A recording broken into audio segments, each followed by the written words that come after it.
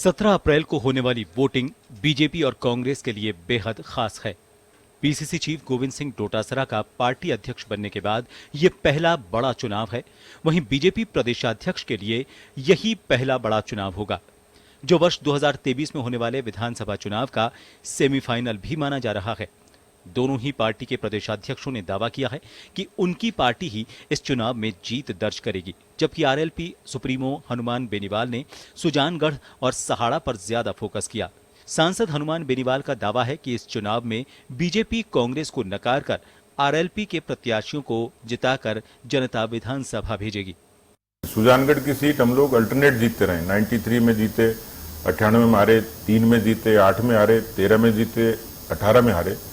उस सीक्वेंस से अब हमारी जीतने की बारी, क्योंकि वहां की जनता हर बार मूड बदलती है। आज राजस्थान में स्थिति यह है कि सरकार बेहतर तरीके से लोगों के लिए स्वास्थ्य के साथ में भी मतलब समझौता नहीं कर रही है और किसानों की भी सुध ले रही है, और भारतीय जनता पार्टी की जो केंद्र की सरकार है उसके जो काले कारनामे हैं, जो काले कानून लेकर के आए, उसका विरोध भी जनता जो चाह रही है, उसके साथ में जनता खड़ी हुई है।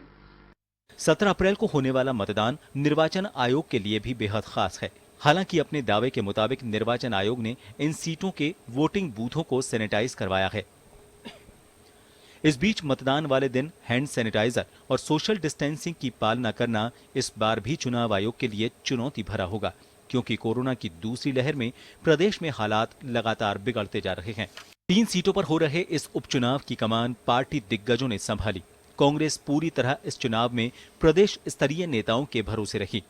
CM Gehlot, PCC chief Govind Singh Dotasra, मंत्री रघु शर्मा, उदयलाल आंजना, प्रमोद जैन भाया, भंवर सिंह भाटी, प्रताप सिंह खाचरियावास ज्यादा सक्रिय नजर आए, जबकि बीजेपी प्रदेश स्तरीय नेताओं के अलावा केंद्रीय नेताओं और स्टार प्रचारकों के माध्यम से चुनाव में बढ़त लेने की मशक्कत करती दिखी। बीजेपी ने केंद्रीय मंत्री गजेंद्र सिंह, अर्जुन राम मेघवाल, कैलाश चौधरी, अनुराग ठाकुर, सांसद ज्योतिरादित्य सिंधिया, राहुल कसवा, बीजेपी प्रदेशाध्यक्ष डॉक्टर सतीश पूनिया सहित अन्य दिग्गजों को चुनाव मैदान में उतारकर चुनाव में बढ़त पाने की जुगत लगाने की कोशिश की। इस बीच आरएलपी पूरी तरह सांसद हनुमान बेनीवाल के भरोसे रही। बहरहाल अब यह देखना अहम होगा कि 17 अप्रैल को होने वाली वोटिंग में जनता किसे आशीर्वाद देती है और किसे नहीं। ब्यूरो रिपोर्ट, जन टीवी।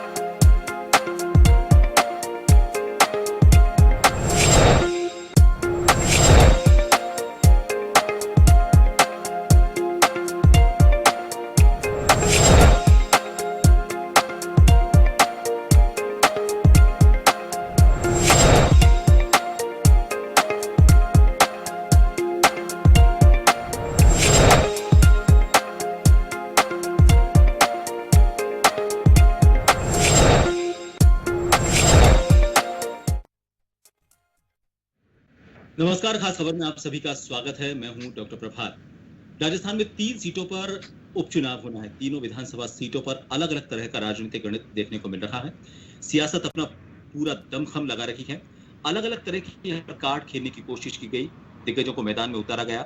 चुनाव प्रचार का शोर थम चुका है, लेकिन उससे पहले सियासी गलियारों में अलग अलग चुनावी घोषणाओं के बीच अलग अलग तरह के मुद्दे उठाए गए। कुछ ऐसे मुद्दे उठे जिन्होंने इस पूरी उपचुनाव की सीरीज को बड़ा रोचक बना दिया है। 17 अप्रैल को मतदान होगा, लेकिन उससे पहले चुनाव प्रचार के दौरान किस तरह की सियासत यहाँ पर नजर आई और कौन से ऐसे बड़े फैक्टर हैं जो इस बार इस चुनाव को रोचक कर देते हैं, बातचीत करेंगे। इसी को लेकर हमारे साथ आज पत्रकारों का एक पैनल बैठा हुआ है। वरिष्ठ पत्रकार ओम सैनी जी हमारे साथ इस चर्चा में हैं। वरिष्ठ पत्रकार श्याम सुंदर जी हमारे साथ इस चर्चा का हिस्सा बने हुए हैं और वरिष्ठ पत्रकार उमेंद्र दाधी जी हमारे साथ इस चर्चा में जुड़े हुए हैं। मेरे ख्याल से ये ठीक रहेगा कि हम इसमें समय की तो बात करें, लेकिन एक एक विधानसभा सीट को अगर हम आगे लेकर चले, लेकिन उससे पहले हम एक कंपाइल आपकी ओपिनियन लेना चाहेंगे। सबसे पहले ओम जी आपसे जानना चाहेंगे, इस बार का जो चुनाव रहा है, अगर हम तीनों सीटों को एक साथ जोड़कर देखते हैं, 2 दिग्गज ऐसे हैं जिनकी प्रतिष्ठा दांव पर है। कोई अपना राजनीतिक भविष्य इसको लेकर तय करना चाहता है। हम दोनों पार्टियों के प्रमुखों की बात करें, बीजेपी और कांग्रेस, दोनों अपना राजनीतिक भविष्य इन चुनावों के जरिए देख रखे हैं। उनको लगता है कि अगर उनकी जीत होती है, उनके प्रत्याशी की जीत होती है, वो तीनों सीटें निकाल कर ले जाते हैं, तो वो अपने पायदान में एक कदम ऊपर आ जाएंगे। इसके अलावा भी आपको क्या लगता है इन तीनों सीटों पर कौन सी ऐसी विशेष चीजें हैं जो बाकी उपचुनावों या फिर जो मेन चुनाव से भी ज्यादा रोचक इस उपचुनाव को बना रही है? देखिए, सबसे पहले तो ये स्पष्ट कर लें कि जो 2 सीटें हैं उन पर तो कोई दाव है नहीं और वो निश्चित रूप से सतीश जी अगर जीतते हैं भारतीय जनता पार्टी में उनकी हैसियत बढ़ती है अगर उनके होने से। अन्यथा ये जो 2 सीटें हैं वो तो बड़ा साफ साफ नजर आ रही है। तीसरे सीट पे जो विवाद का सिलसिला हुआ है वो मैं बोलना चाहूँगा, लेकिन पहले एक बड़ी बात बोल लें कि जाति समीकरण देखने का सिलसिला सन 52 से चल रहा है और जितने राजनीतिक दल हैं वो जाति तोड़ने की बात तब से गए हैं, संप्रदाय तोड़ने की बात तब से गए हैं, जाति हटाओ, छुआछूत दूर करो, ये सब बोलने की बातें कह रहे हैं। लेकिन कम्युनिस्टों और समाजवादियों और कुछ प्रगतिशील कांग्रेसियों के अलावा किसी ने इस पर यकीन नहीं किया। और अब हुआ ये कि अब तो सारे लोग, चाहे वो समाजवादी हो, चाहे वामपंथी हो, कम्युनिस्ट हो, चाहे भारतीय जनता पार्टी के हो, चाहे कोई हो, बीएसपी हो, सभी जाति के आधार पर, संप्रदाय के आधार पर चीज़ें बिछाने लगे हैं। तो अब ये लेगेसी तो बहुत इंपॉर्टेंट हो गई है, इसको कोई रिजेक्शन में लेके जा नहीं रहा, क्योंकि इश्यूज ऐसे कभी नहीं है। क्या होता था कि पहले जब कोई नेशनल इशू बनता था तो लोग जाति भी नहीं देखते थे, संप्रदाय भी नहीं देखते थे, खट से आपको वोट करते थे। जैसे 1977 का इलेक्शन ले लीजिए, आप 1970 का इलेक्शन ले लीजिए, मिसेस गांधी का, मोरारजी जनता पार्टी का, तो ये 2 इलेक्शन बड़े स्पष्ट है। फिर राजीव जी का, ये सब ये ले लीजिए जिनमें कितने सारे भारी बहुमत हासिल होता है, इशू बन जाता है, फिर उसके बाद में दूसरे मुद्दे कुछ रहते ही नहीं। यहाँ पर अभी जो 3 हमारे उपचुनाव हो रहे हैं, इनमें एक तो ये है कि सब जिन लोगों की मृत्यु हो गई है उनके ही घर से लोग मैदान में हैं।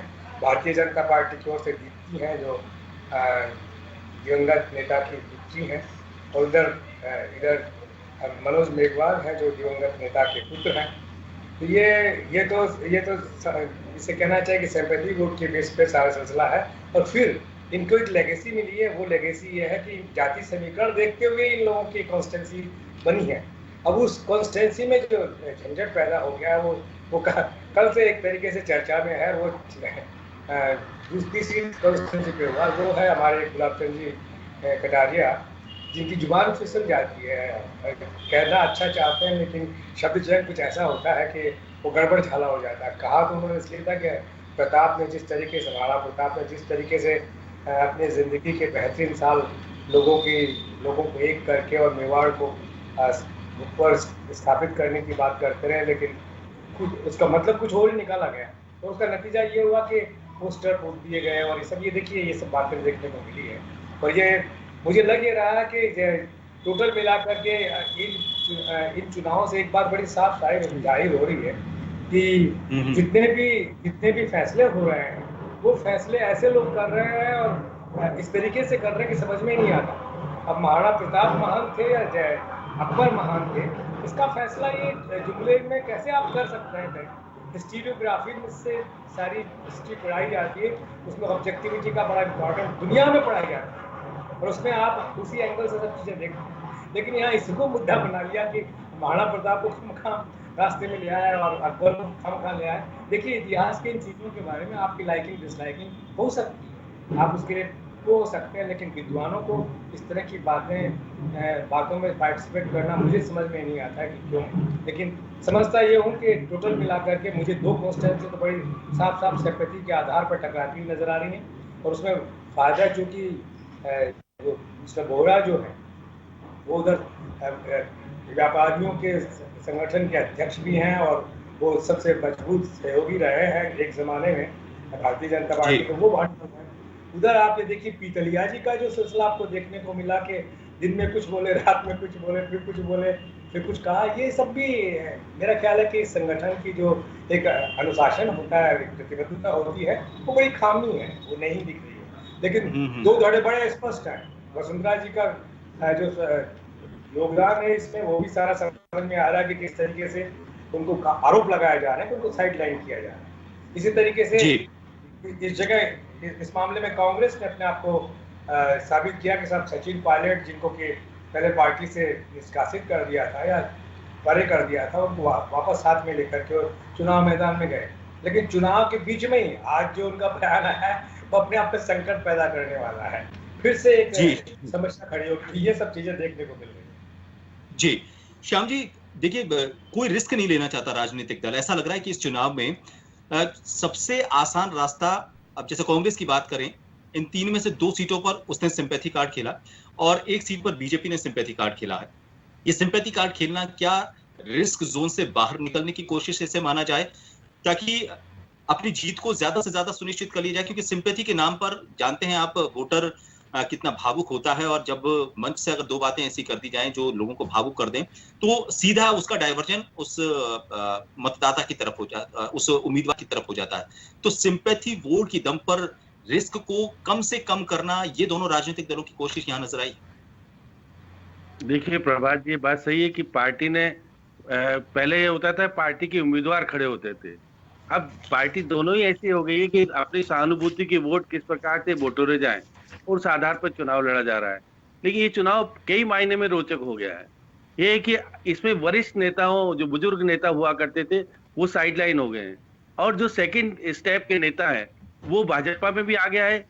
चाहे बोले केंद्र से लाए मंत्री लाए गए, वो आए, वसुंधरा जी को नहीं ले जाया गया, लेकिन उनके तोड़ की जगह उनके भतीजे को लाया गया। तो ये बहुत सारी इस चुनाव में देखिएगा।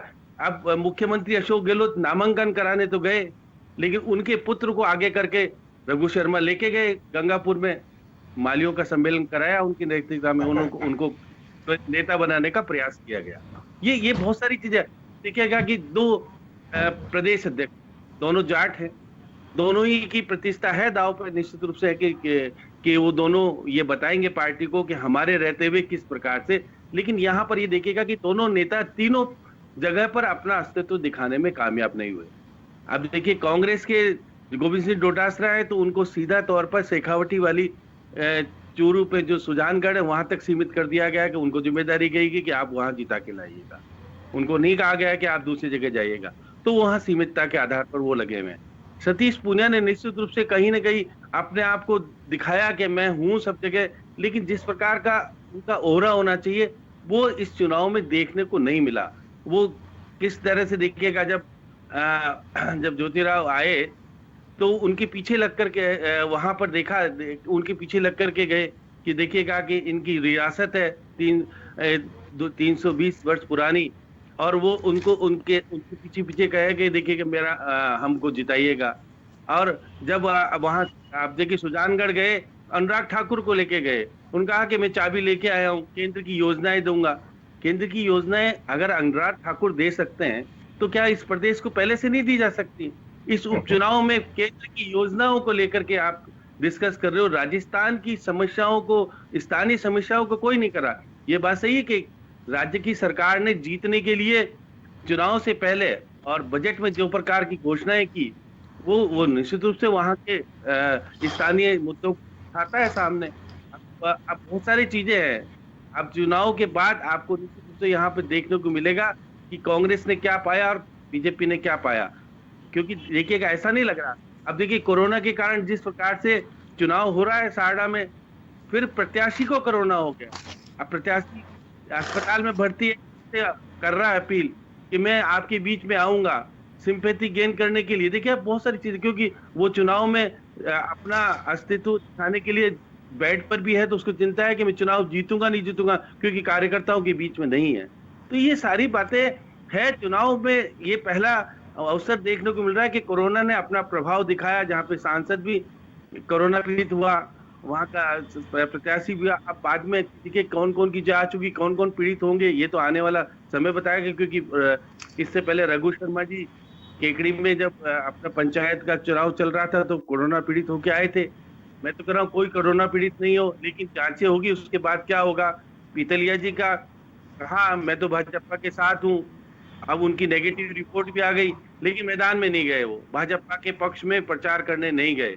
और आप देखिएगा वही दूसरी ओर देख लेगा, हनुमान बेनीवाल ने कहा कि मैं दोनों पार्टियों की करूंगा, लेकिन यहाँ पर निश्चित रूप से कहा जा सकता है कि कहीं पर कांग्रेस को इसका फायदा मिल सकेगा, क्योंकि जिस प्रकार से उन्होंने कृषि बिल को लेकर विरोध किया, सब कुछ किया, लेकिन वोट कितने ले जाएंगे इसके पर जीत हार बनेगी। लेकिन ये लग रहा है जो जहां जीते थे जो लोग, वो इस बार भी जीतने की स्थिति में बन रही है। लेकिन जिस प्रकार से गुलाब चंद कटारिया का सही कहा ओम जी ने, एक नया सपूका आ गया, क्योंकि बहुत सारी चीजें होती है। अब नहीं कर चाहते थे तो भी मुद्दा बन गया उनको। आज देखिएगा करणी सेना ने तो कहा है कि हम उनको गोली से मार देंगे, आज धमकी दी है। तो एक सारा चुनावी माहौल में जो कुछ वोटों की राजनीति के पक्ष में करने के लिए कहा जाता है, हो रहा है।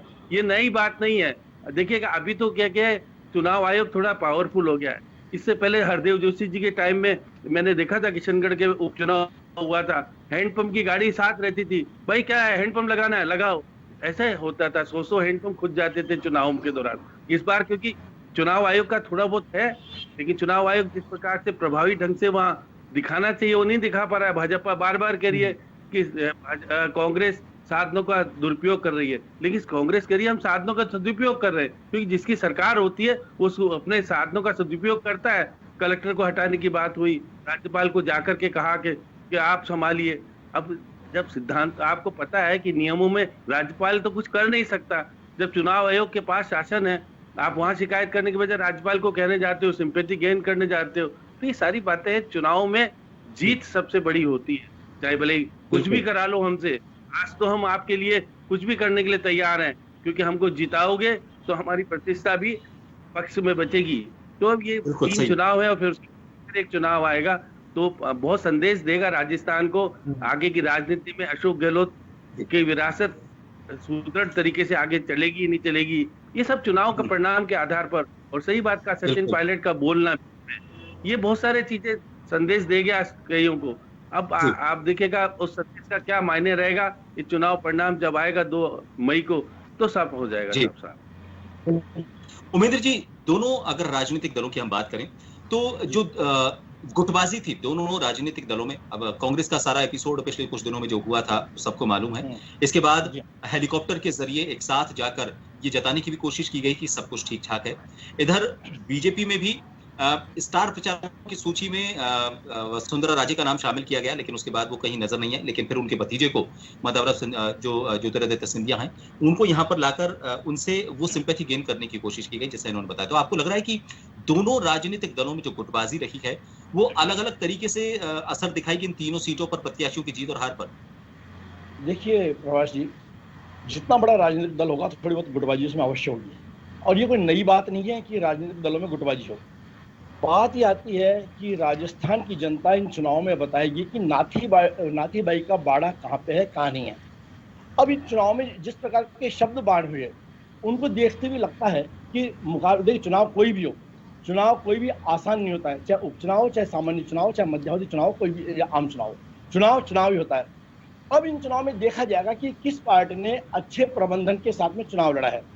जैसे कि आपको ध्यान होगा कि कांग्रेस की सरकार के समय में हिंडोली का उपचुनाव भारतीय जनता पार्टी ने जीता, सांगवाड़ा, बानसूर और यहाँ के चुनाव भाजपा ने जीते। यानी जिस पार्टी का कुशल प्रबंधन होगा वह चुनाव जीतती है। हम ये कह सकते हैं कि चलिए अब ये भी होता है, आरोप ये भी लगते हैं कि कांग्रेस की सरकार है तो कांग्रेस के पक्ष में कुछ माहौल बन सकता है या कुछ भी ऐसी स्थितियां हो सकती है।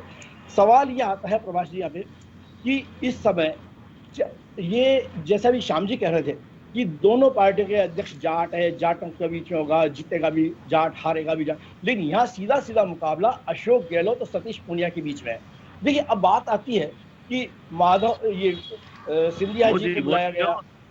सुनिए, अरे मोदी जब आप बोले तो मैं बिल्कुल नहीं बोला, सुनने का मादा रखिए श्याम जी, थोड़ा बात सुना भी कीजिए।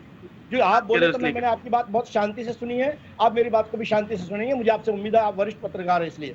ठीक है, अब मैं आपको यहाँ बताना चाहूंगा कि जब हम कोई भी पार्टी होती है, पार्टी अपने अपने कार्यकर्ताओं को बुलाती है और कोई आवश्यक नहीं है कि सभी लोग जिनका स्टार प्रचारक होता है चुनाव में आ पाए। अब वसुंधरा जी की बात जैसे ये कह रहे थे वो आई नहीं, अरे भाई उनकी जब परिवार में कोई बीमार हो तो ऐसी स्थिति में किसी का आना नहीं आना एक स्वाभाविक बात है। बात यहाँ आती है कि भारतीय जनता पार्टी के जो नेता हैं उन्होंने अलग अलग जाति के लोगों को बैठाया। कांग्रेस के पास भी सब लोगों की सब जाति के लोग हैं, उनको भी बैठाना चाहिए। चुनाव एक कुशल प्रबंधन का नतीजा होगा और ये देखने की बात यह है कि इन चुनावों में कुल मिलाकर देखिए, चुनाव यदि तीनों सीटें बीजेपी जीतती है तो सरकार पे कोई असर पड़ने वाला नहीं है, हारती है तो अशोक गहलोत जी पे कोई असर नहीं, लेकिन अशोक गहलोत जी की सीआर अवश्य लिखी जाएगी कि इन उपचुनाव के माध्यम से क्या नतीजा है। तो इसलिए अपनी सीआर अच्छी हो, अपनी सीआर को खराब होने से बचाएं, इसके लिए अशोक गहलोत जी को प्रयास तो पूरे करने ही होंगे। अब बात आती है हेलीकॉप्टर में बैठ के गए। देखिए कई दफा राजनीतिक दलों में होता है कि मतभेद भले ही हो लेकिन मनभेद नहीं होने चाहिए। अब इनके मनभेद कितने हैं वह हम सब लोग देख चुके। चुनाव के कुछ समय पहले सचिन पायलट जी का जो बयान आया है ये चिंताजनक और सोचने के लिए बाध्य करने वाला बयान है। बात ये अब यहाँ देखिए इटलिया जी की बात आएगी। अब ये कोई व्यक्ति कह रहा है कि हाँ मैं भारतीय जनता पार्टी का हूँ, इसमें कांग्रेस के लोगों को आपत्ति हो रही है कि सब ये हुआ। राजनीतिक दलों को मुद्दा बनाने की आदत होती है, लेकिन सबसे मुख्य बात यहाँ पे ये होगी इन चुनावों में सरकार ने जो चुनावी वादे किए थे उन पे भी मोहर लगेगी। क्या छात्रों को बेरोजगारी भत्ता देने की बात थी, उस पर कितना अमल हुआ? किसान आंदोलन की भी थोड़ी बहुत झलक अवश्य यहाँ देखने को मिलेगी। हाँ, यह मैं बात अवश्य कहना चाहूंगा, हनुमान बेनीवाल की पार्टी यह कितना अपना वर्चस्व दिखा पाएगी ये भी उसके भविष्य तय करेगा। यदि हनुमान बेनीवाल की पार्टी की वजह से भारतीय जनता पार्टी को नुकसान होता है या हनुमान बेनीवाल की पार्टी यहाँ अधिक मत लेती है तो निश्चित है भारतीय जनता पार्टी में दबाव अवश्य आएगा। भारतीय जनता पार्टी को भविष्य में हनुमान बेनीवाल के साथ समझौता करने के लिए सोचना पड़ेगा। देखिए हनुमान बेनीवाल ने हमेशा राजस्थान भारतीय जनता पार्टी को टारगेट किया है। भले ही किसान आंदोलन को लेकर उन्होंने एनडीए से नाता तोड़ा, लेकिन सीधे सीधे आज तक उन्होंने मोदी जी पे कोई प्रहार नहीं किया है। उन्होंने बस एक ही बात की है कि किसान ये जो बिल है इस पे वापस सोचना चाहिए। अब किसी पार्टी जो जिस दल के सहयोग से चुनाव जीते सांसद बने तो थोड़ी बहुत तो सहानुभूति होती है। अब यहाँ सतीश पूनिया जी ने मूछें भी पहनवाई, आज गन्ने का जूस भी निकाला। अब ये देखा जाएगा कौन सी मूछों में कितनी ताकत है, गन्ने का जूस कितना हो शक्तिशाली होगा, ये सब नतीजों में होगा। लेकिन यहाँ में ये ओम जी भाई साहब की एक बात से मैं बड़ा सहमत हूँ कि हर चुनाव में कहीं न कहीं मुद्दे अवश्य होता है। देखिए बिना मुद्दों के कोई चुनाव लड़ा ही नहीं जाता है। यदि मुद्दा विहीन तो देखिए घर में कोई बात होती है वो भी मुद्दा विहीन नहीं होती है, मुद्दे तो सब जगह उठाए जाते हैं। गुलाब चंद जी कटारिया इनका मामला जिस प्रकार से हुआ, जो व्यक्ति 2-3 बार सार्वजनिक रूप से माफी मांग चुका, आज के अखबार में उसको माफी, उसके बाद भी उसको केवल चुनावी स्टंट बनाने के लिए तुल दिया जाए तो ये समझ मैं मान सकता हूँ कि इसके पीछे किसी न किसी राजनीतिक दल की कोई ऐसी मंशा है कि इन उपचुनाव में किस प्रकार से नतीजों को प्रभावित किया जाए। जब व्यक्ति कह रहा है कि मैं भाई हो जाती है, कभी कभी बोलना क्या चाहता है, व्यक्ति के भावों को समझना चाहिए, उसके शब्दों में नहीं जाना चाहिए। और ये चुनाव में उस व्यक्ति इतना परिपक्व व्यक्ति है, वो सांसद भी रहे, मंत्री भी रहे, विपक्ष के नेता भी हैं, तो कभी कभी आदमी जोश में कई ऐसे शब्द बोल जाता है कि उनका समझने वाले लोग अनर्थ लगा लेते हैं, गलत अर्थ लगा लेते हैं। हमारे यहाँ पे कहा जाता है जूतियों में दाल बटना, और कई दफे तो समाज के लोग कहते हैं साहब आप उनको जूतियों में दाल खिलाओगे। इस प्रकार के जो मुहावरेबाजी है कभी कभी घातक हो जाते हैं। हाँ जी, ओम जी देखिए, मैं सहारा को लेकर आपसे, सुजानगढ़ को लेकर आपसे बात करना चाह रहा था। सुजानगढ़ में जो इतिहास रहा है सबको पता है। ऑल्टरनेट, जिस तरह से राजस्थान को लेकर हमेशा ये कहा जाता है कि ऑल्टरनेट सरकार बनती है राजनीतिक दलों की, और यहाँ पर सुजानगढ़ को लेकर भी यही कहा जा रहा है। और सतीश पूनिया ने भी ये कहा, उनका ये कहना है कि हम तो हमारी जीत सुनिश्चित मानकर बैठे हैं क्योंकि हर बार कांग्रेस के बाद बीजेपी के बाद कांग्रेस आती है। अभी तक जो वहां पर प्रत्याशी थे वो कांग्रेस के थे, इसलिए अब जो अगला प्रत्याशी जीतेगा वो बीजेपी का जीतेगा। लेकिन वहां का जो अभी पिछले कुछ चुनावों के इतिहास की अगर हम बात करें, पिछली बार 2 बार से वहां पर जो नगर पालिका का चुनाव है वो कांग्रेस जीती आई है। जिला परिषद की अगर हम बात करें तो जो 4 जिला परिषद है वहां पर बीजेपी जीती है।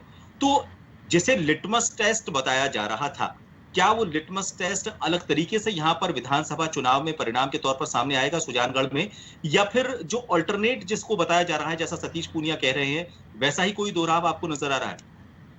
नहीं, देखिए, ये तो आप मान के चलिए कि जवाहरलाल मेघवाल जो थे उनकी अपना एक दबदबा था और एक लाइकली उस इलाके में रही है और उनके प्रति लोगों की बड़ी सहानुभूति थी। उनके मतलब कांग्रेस में भी वो आके तैरने में देर नहीं की उन्होंने, और ये जो उनका ब्रेन हेमरेज हुआ वो उससे पहले काफ़ी टेंशन के साथ में थे और लोगों को पता है।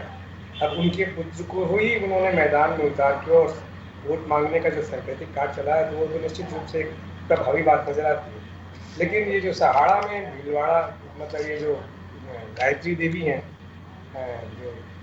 जो कैलाश त्रिवेदी की पत्नी, कैलाश त्रिवेदी साहब की जो पत्नी है, इनके सामने रतनलाल जाट को खड़ा करके, जो अपने नाम के आगे जाट लगाते हैं, क्योंकि ये भैरव सिंह जी की सरकार के अंदर उच्च शिक्षा मंत्री हुआ करते थे, उनकी बड़ी चर्चा हुई है उस जमाने में। लोग शायद अगर किसी ने सुन लिया तो पता चलेगा कि अपने बेटे को किस तरीके से इन्होंने इस जगह से उस जगह ट्रांसफर और एडमिशन कर रहा है, जैसे मालूम है। तो ये कोई साफ छवि के सिलसिले तो नहीं, लेकिन चुनाव के वक्त में ऐसी चीज़ें बड़ी चर्चा में आती हैं। ये तो हम लोग ही बात कर रहे हैं, मैंने तो कहीं पढ़ा नहीं है अभी किसी ने कुछ कहा हो, लेकिन ये सच है। तो ये बनता है। और साथ साथ में ये राजसमंद का जो है, ये देखिए एक कम्युनिटी के 2 महत्वपूर्ण लोग रहे हैं। ये जो मिस्टर बोहरा है, माइन ऑनर्स एसोसिएशन के अध्यक्ष, ये मार्बल माइन एसोसिएशन के अध्यक्ष हैं और संरक्षक भी हैं, और इनको ये उतने ही प्रभावी रहे तंसुख बोहरा जितने की दीप्ति माहेश्वरी रही है, इनकी दीप्ति की मदर रही है। तो ऐसे में मुझे लगता ये है कि ये यहाँ भी मात खाने का सिलसिला तो एक ही कम्युनिटी के हैं, एक ही संप्रदाय के हैं, और साथ साथ में बाकी कम्युनिटीज़ हैं। तो जो इस वक्त शासित जिसके पास में कहना चाहिए कि जिसके पास में जनबल भी है और साथ साथ में लोगों का समर्थन के साथ साथ में सरकार का समर्थन भी है, तो ऐसी स्थिति में मुझे लगता नहीं है कि ये सीट कांग्रेस से नहीं लेगी। फिर साथ साथ में जो कुछ यहाँ देखा है राजसमंद में, अब बताइए कि दिया कुमारी वहाँ बैठी हैं उसके ऊपर, और नीचे महाराणा प्रताप का फोटो लगा। ये भूल गई वो कि इन्हीं महाराणा प्रताप को हमारे मान सिंह प्रथम ने कैसे अकबर के उस वक्त में कैसे बचाया था।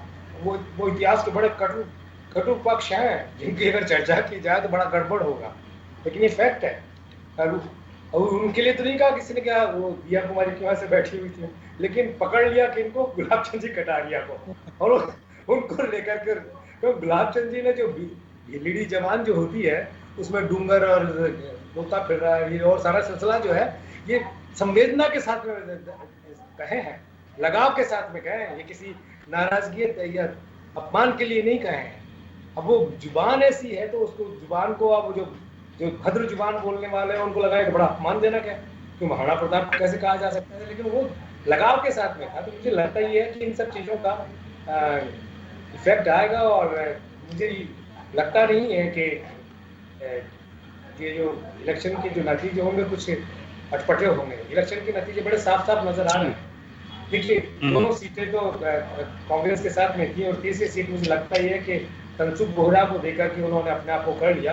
लेकिन जिस तरीके से भारतीय जनता पार्टी के सांगठनिक पक्ष ने काम किया है, जितनी तेजी के साथ में, मुस्तैदी के साथ में वो लोग लगे रहे हैं, तो उसमें कुछ हो सकता है कि ये जो राजसमंद की सीट है इसको बीजेपी हासिल कर ले। लेकिन राज के साथ में जाने वाली बात जब आती है तो साथ साथ में ये भी अभी कहा आपने ना कि अशोक गहलोत जी ने अपने पुत्र को आगे किया नामांकन के वक्त में, किसी और को आगे किया। ये जो सिलसिले हैं ये संकेत होते हैं बड़े खतरनाक किस्म के, और इनसे बचना चाहिए अनुभवी राजनेताओं को।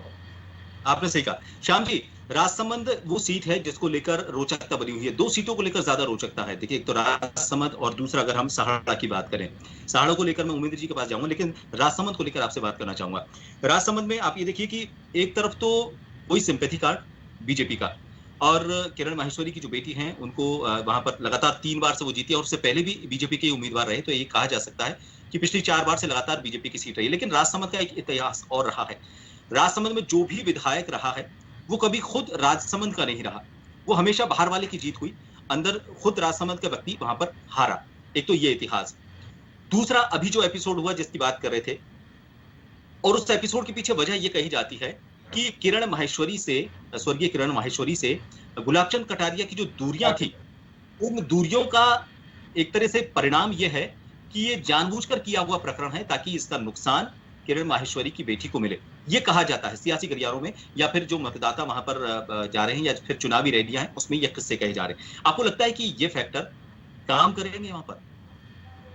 देखिए प्रभात जी, आप जो कह रहे हैं, क्योंकि पार्टी वोटों की राजनीति सब जगह होती है, कांग्रेस को ये सब कुछ अच्छा लग रहा है कि हमको वोट मिल सकते हैं, तो गोविंद सिंह डोटासरा सारी बात कह रहे हैं। लेकिन जिस प्रकार से आप देखिए कि राजनीति में बहुत सारी चीजें आपको सामने को देखने को मिलेगी। आप देखिएगा वहां ओबीसी मतदाता निर्णय करेगा कौन जीतेगा कौन हारेगा। आप हाल ही में आपने देखा होगा कि राज्य वित्त आयोग के मेंबर को बनाया है, किसको बनाया है? लक्ष्मण सिंह रावत। मुख्यमंत्री जी का सोच बड़ा अलग तरह का होता है। चुनाव के दौरान अब आप देखिएगा, अभी वित्त आयोग की गठन करने की जरूरत कहां पड़ रही थी, उन्होंने दिखाया। हम देखिएगा वैश्य समाज को अपने पक्ष में रखना चाहते हैं, इसलिए उनको प्रद्युमन सिंह जी को बना दिया। ये देखिएगा कि उन्होंने लाहौटी को बनाया, वो भी है वैश्य समाज के, हम वैश्य समाज को रखते हैं। और ओबीसी रावत को बनाया, उन्होंने संदेश दिया हम देखिए ओबीसी के साथ। तो ये देखिएगा, ये चुनाव का निर्णय, चुनाव के दौरान निर्णय करना अशोक गहलोत का, बहुत सारी चीजें ये राजनीति में जो समझदार लोग हैं वो कुछ कह सकते हैं। अब देखिएगा कि आप देखिएगा कि दिया कुमारी कहां से थी और कहां चली गई और कहां चुनाव जीती जाकर के। तो राजसमंद तो बाहरी लोगों को स्वागत करने वाला होता है।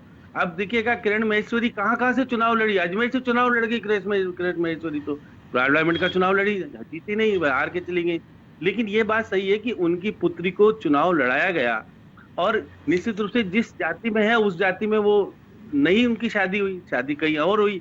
लेकिन भाजपा को पता था कि अगर उसकी पुत्री को टिकट नहीं दिया तो हमारे लिए नुकसानदायक होगा। यहाँ सीपी जोशी पर्दे के पीछे से काम कर रहे हैं।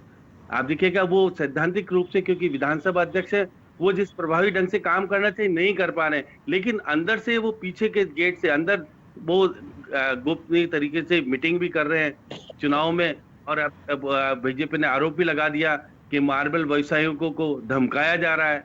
ये बहुत सारी चीजें हैं, क्योंकि चुनाव में जब आप अगर गुजरात का चुनाव होता है तो मोदी जी और शाह जिस प्रकार से धमकाते हैं तो वो बात सामने नहीं आती, वहां बीजेपी कुछ कहती नहीं। लेकिन यहाँ अशोक गहलोत का शासन है, निश्चित रूप से मैं कह रहा हूँ साधनों का सदुपयोग होता है, चाहे वसुंधरा जी हो चाहे ये। अब वसुंधरा जी वहां नहीं गई हैं, उसका कारण है अगर चली जाएं और दाग लग जाएगा हार गए तो, इसलिए केंद्र के नेता भी नहीं आ पाए। ओम माथुर नहीं आए यहाँ पर, आप भूपेंद्र यादव नहीं आए। 30 लोगों की लिस्ट बनाई थी बड़ी लंबी। सर समय कम है, माफी चाहूंगा, समय कम है। मैं एक विधानसभा सीट है जिसको लेकर उमेश जी से 1 मिनट में आपसे प्रतिक्रिया चाहूंगा। सर सहाड़ा को लेकर बात करना चाहेंगे। सहाड़ा में जो एपिसोड हुआ पीतलिया का, क्या आपको लगता है कि ये एपिसोड वहां पर किसी तरह से कारगर साबित होगा आने वाले दिनों में? क्योंकि उन्होंने चिट्ठी लिखी, उनका ऑडियो वायरल हुआ, उसके बाद उन्होंने इसको नकारा भी नहीं, बीजेपी के नेताओं ने नकारा लेकिन उन्होंने खुद ने नहीं नकारा। देखिए प्रभाष जी, सहाड़ा में जो प्रकरण हुआ उसके बाद में पीतलिया जी भारतीय जनता पार्टी कार्यालय में भी आए, जैसे कि आपको सबको मालूम है, आपने न्यूज भी चलाई है। कार्यालय में आके जब आके वो कहते हैं कि मैं भारतीय जनता पार्टी से बंधा हुआ हूँ और भारतीय जनता पार्टी में मेरी निष्ठा है। पार्टी ने उनको ये भी कहा है कि आपका उपयोग कभी जब भी आवश्यक होगी संगठन में किया जाएगा। देखिए जिस व्यक्ति को टिकट नहीं मिलता है, स्वाभाविक है नाराजगी होना। हम लोग भी यदि टिकट मांगता है नहीं मिलता है तो 1-2 दिन हमको भी नाराजगी होती है, सबको होना स्वाभाविक है। क्योंकि हर व्यक्ति चाहता है, राजनीति में कोई व्यक्ति माला जपने के लिए नहीं आता है, वो भी अपना भविष्य देखने के लिए आता है। तो नहीं मिला, एक नाराजगी होना स्वाभाविक है। अब बात बार ये आएगी, ओम जी माथुर नहीं आए, भूपेंद्र यादव नहीं आए, वसुंधरा राजे नहीं आए। अरे भाई, कहीं जो विधानसभा क्षेत्र होता है उनमें ये देखा जाता है किस जाति के व्यक्ति का प्रभाव है। वसुंधरा जी राष्ट्रीय नेता है, भूपेंद्र यादव राष्ट्रीय नेता है, ओम माथुर राष्ट्रीय नेता है। बाकी जगह चुनाव में उनकी आवश्यकता होगी, वहां पे जाएगा। एक विधानसभा के चुनाव में उनका आना एक मुद्दा बनाना कि नहीं बन सकता कि साहब विधानसभा के उपचुनाव में नहीं है। पश्चिम बंगाल में उनकी आवश्यकता है, आसाम में उनकी आवश्यकता है, वहां भेजा गया पार्टी। ये पार्टी की रीति नीति होती है, पार्टी की सोच होती है, किसको बुलाना है, कहाँ किसको की व्यवस्था करना है। सहाड़ा एक ऐसा विधानसभा क्षेत्र है जहाँ ब्राह्मणों के बाद जाटों का बाहुल्य है। यह जाटों के हिसाब से। हाँ, मैं एक बात कहना चाहूंगा कि यदि हनुमान बेनीवाल की पार्टी अधिक वोट लेती है तो निश्चित है भारतीय जनता पार्टी के प्रत्याशी को नुकसान होने की संभावना बनती है, क्योंकि भारतीय जनता पार्टी के प्रत्याशी लाल जाटव कोई नए प्रत्याशी नहीं है, वो भी पहले यहाँ का प्रतिनिधित्व कर चुके हैं। और गंगा देवी भी नई नहीं है, वो भी पंचायत समिति। श्याम जी सुन लो, आप बोले मैं बिल्कुल नहीं बोलता हूँ। गंगा देवी भी कोई नई नहीं है, वो भी वहाँ की पंचायत समिति की प्रधान रह चुकी है, इसलिए हम ये नहीं नए खिलाड़ियों को दिया गया है। बिल्कुल दोनों सक्रिय।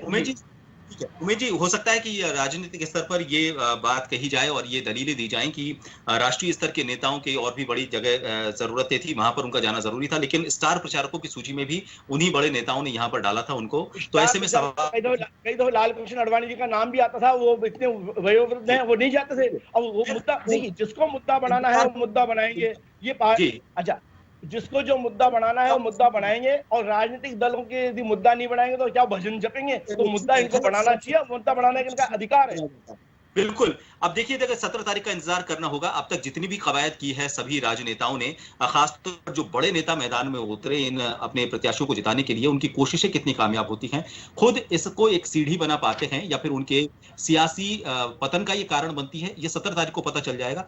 और असल में 17 तारीख को कैद हो जाएगा, 2 मई को ये पता चलेगा। तब तक इंतजार करना होगा। लेकिन इस बार का जो उपचुनाव रहा है कई मायनों में खास रहा है, और इसका परिणाम क्या है इसके लिए इंतजार करना पड़ेगा। लेकिन फिर भी आप तीनों ने जो एक अलग तरीके से इसका विश्लेषण किया, जिन जमीनी बातों को सामने लाते हुए इसकी पूरी एक तस्वीर सामने रखी, उसके लिए आप तीनों का बहुत बहुत शुक्रिया।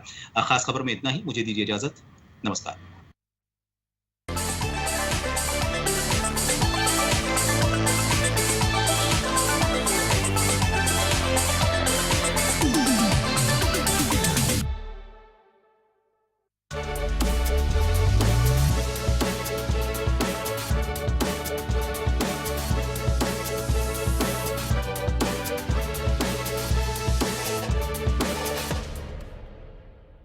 जन टीवी की लेटेस्ट अपडेट पाने के लिए हमारे चैनल को जरूर सब्सक्राइब करें और नोटिफिकेशन पाने के लिए बेल आइकॉन दबाएं।